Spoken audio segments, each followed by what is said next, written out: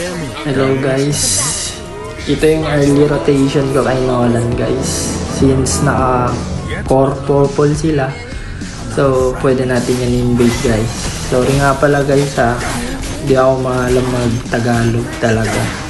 As in, kasi Chinese ako, tas half Chabacano guys. I'm from Zamboanga City guys. Sana magustuhan yung content ko kasi bago ko pa lang na-try mag voice over dito.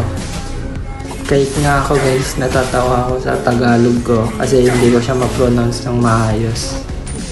Dito guys, na-poke niya ako pero pinilit ko pa rin kunin yung orange buff niya and successful naman guys. Pinilit ko siyang pitasin, akala ko kaya ko nagka-shield guys. Pero dapat i-report niya na lang sa kasama niya na low siya.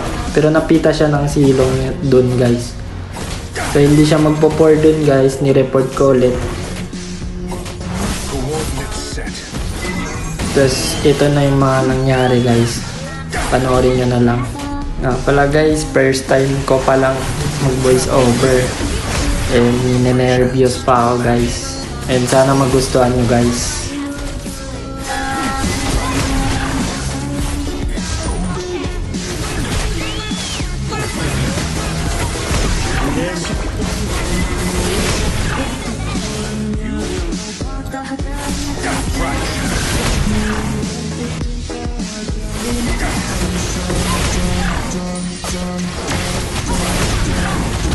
Ito guys, ang galing ng ginawa ng Hellcard. Dapat mamamatay na ako pero niligtas niya ako guys. Bait mo naman tol.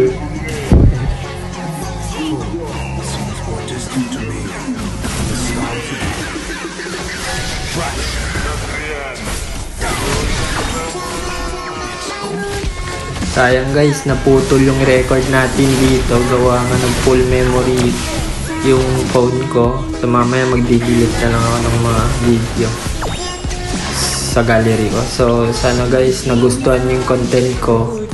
Anyway guys, inulit ko bago pa lang ako guys. Sana ma-follow nyo ako and ma-share nyo. Salamat guys.